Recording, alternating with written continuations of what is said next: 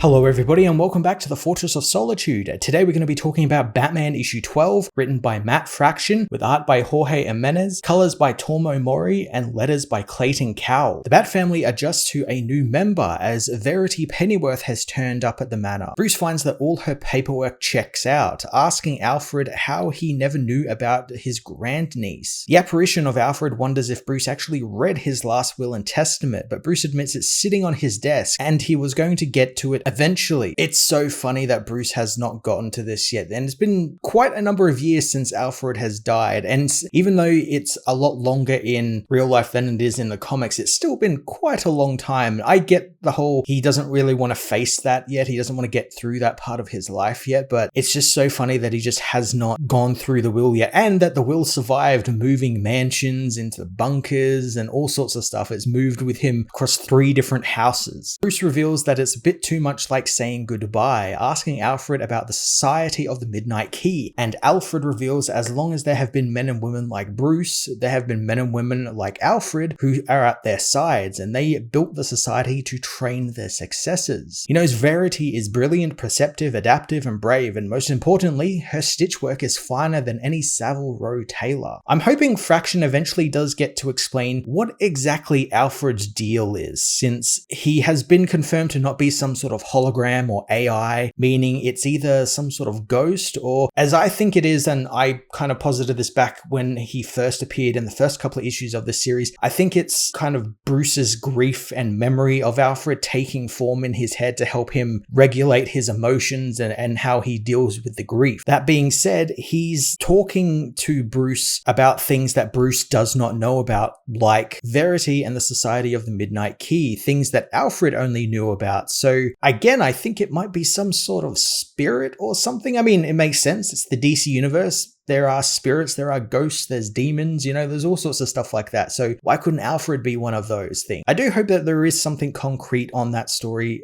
coming up in some form though. Alfred reveals that he would never have endangered Bruce's mission by not creating a contingency plan for himself. And Bruce thinks that replacing Alfred is something they can't do. And while he's suspicious, convincing Damian will take some work. Bruce, however, is shocked to find Verity has made Damian laugh, something Bruce has never seen happen before. Elsewhere in Gotham, an old chessboard maker shows a customer his order, detailing how the synthetic ivory he used is his own invention, and how its design is to better contain and deliver a poison, which he also made and put into the chess pieces. He tells the man that normally he doesn't do these things in person, but he was paid by his boss to send a message. As the customer bleeds from his eyes and foams at the mouth, the old man, dubbed the Poisoner, leaves, telling the dying man that nobody runs forever. Later, at the Neapolitan Hotel, Lord Phantom closes in on his target, a criminal currently in witness protection. So I take it these are some of the various assassins that will be coming for Bruce Wayne very soon and that were hinted at in the last issue. So far I quite like these guys, and we got some more coming up in the issue with some nice variety to them. They're all just not gun-wielding Deadshot knockoffs or anything like that. Vicky Vale meanwhile interviews King Panther, who talks about his upcoming showcase match at the Grande Gala. The Luchador believes that there is no opponent in the world more villainous than his opponent in the gala, a fellow luchador named Senor Sueno, and it's the greatest failure of his career that he has not put him down in the street like a rabid dog. Vicky knows that King Panther is the best there is, dubbed the Suplex Superman, whom has more than 1,200 wins out of his 1,340 matches, while also being an award-winning filmmaker, inventor, and friend to everyone, including children. Panther thinks that he would give all of that up just to bring Sueño to justice, and until he makes Sueño remove his mask and reveal his true face, then no one in Gotham is safe. So just this page alone makes me want to see more about King Panther and Senor Sueño. Give them an ongoing right here. These dudes are really awesome and I want to read more about them. I love this whole feud between these two luchador wrestlers, one being an assassin, the other one, King Panther, being more of a hero type. It's a fantastic idea, and like that writes universe itself. You can have them fight across different continents in different like contests and stuff like that. It's just set up for like a spin-off, and I'd love to see that. Down in Park Row, the newly restored Monarch Theatre hosts Alice Foss and her new film premiere, one of which is mired in controversy, as one of the producers, Milo Berenbaum, has been accused of predatory behavior. Alice walks the red carpet hand in hand with the producer and enters the theatre, where Milo is given a deadly portion of popcorn, which is filled with poisonous scorpions. As he throws his guts up all over Alice and the place, the woman who gave him the scorpion-filled popcorn, an assassin called Vector, slinks away. Just off the coast of Gotham, the HMA Majestia blimp itches closer to Gotham Port. On board, a man screws a silencer to a gun, asking the woman he recently slept with if they should continue their goodbye or they could leave now. As he heads to the bathroom to kill the woman with a gun, he finds a bomb waiting for him as the woman, the assassin Spider Black, leaps from the blimp as it explodes. This is a really nice bait and switch here, since the way Jimenez draws this guy with the gun, you know, he's got no shirt on, he's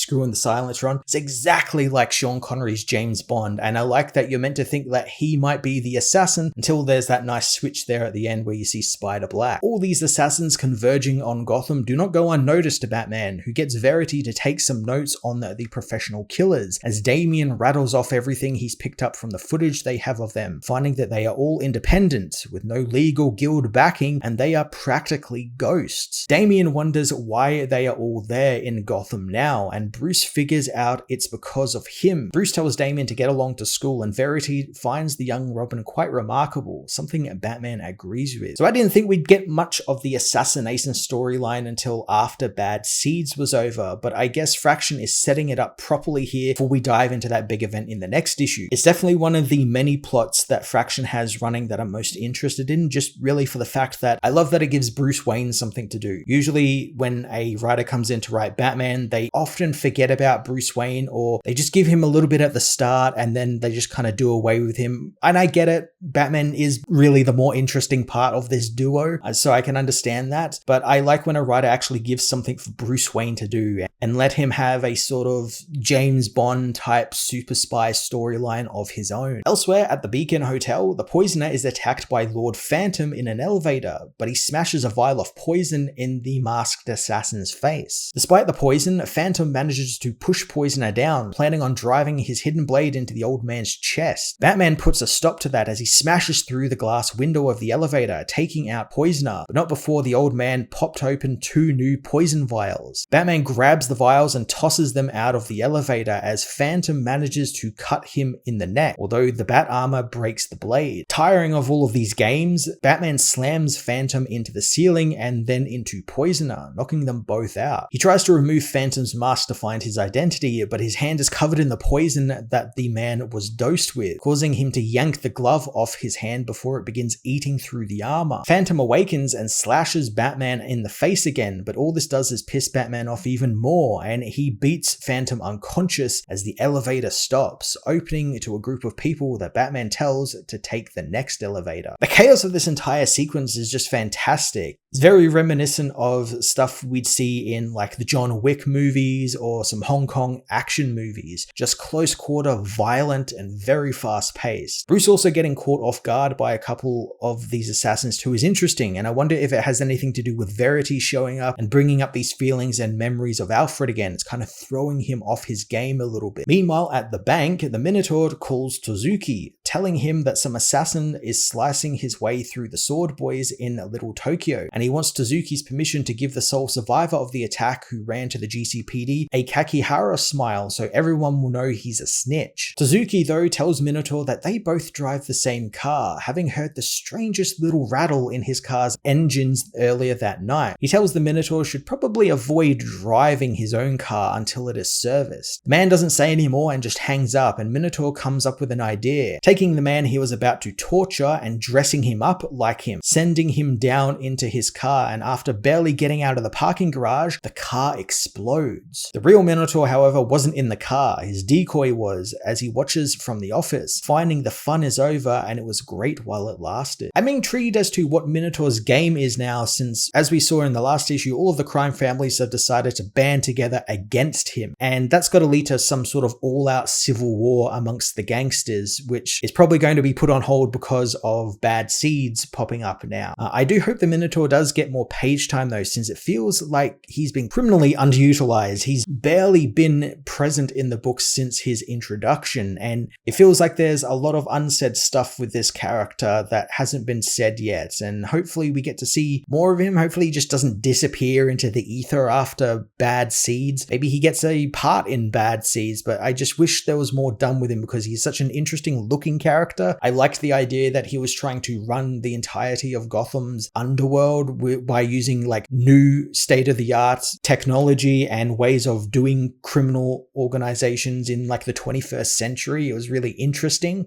But yeah, it just feels like he's not really gotten the page time he deserves. Batman meanwhile has taken the Poisoner and Lord Phantom back to the Bat Bunker, keeping them in a medically induced coma in the bunker's cells. Damian questions his reasonings behind bringing them back there, being that it's not technically legal for them to house these criminals, but Batman reminds him that they operate in a morally and ethically grey area right now, and the spirit of the law isn't the letter of the law. As Verity patches Bruce's wounds from Phantom up, he tells Damian that he has always known that the final criminal he will arrest and bring to justice will be Batman himself, hoping Verity is okay with that. The woman is, wanting Bruce to just hold still while she works. I do love a Batman who is aware of everything he does is technically not within the confines of the law. Like, he's a masked vigilante beating up people. Eventually he's going to have to answer for that, and Bruce being aware of that is great. I like when a Batman is aware of that sort of stuff, and I like that it also keeps him beholden to his code, so he's never going to actively kill anyone because that's going over that line, and then that's when he has to stop. He's trying to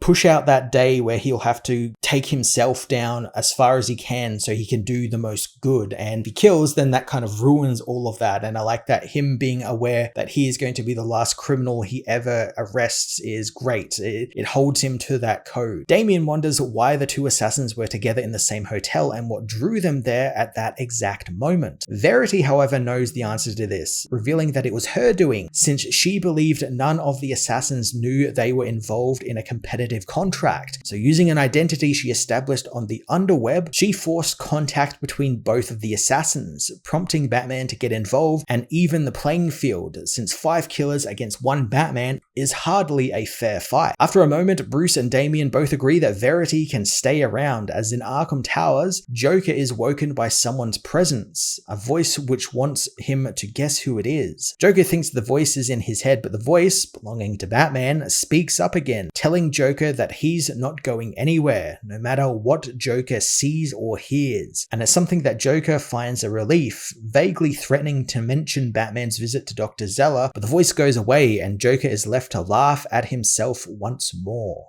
Batman issue 12 continued the build-up from issue 11 as a new butler for the Bat family was introduced alongside half a dozen other new assassin characters, most of which are pretty interesting and some of which I'd love to see get an ongoing, or at least something that will explore them a little bit more. Again, the book feels overcrowded right now though, but I appreciate that Fraction spent this issue focusing on the Bruce Wayne subplot with him being under the gun of a couple of assassins, and he pushed it in a really unique and interesting direction with all of these new assassins, and Verity Pennyworth actually having an active role in it is really cool. It's a cool new addition to the Bat family, and I'm looking forward to seeing what bad seeds brings the Bat family and to Bruce Wayne. I'm going to give this issue a 7.5 out of 10.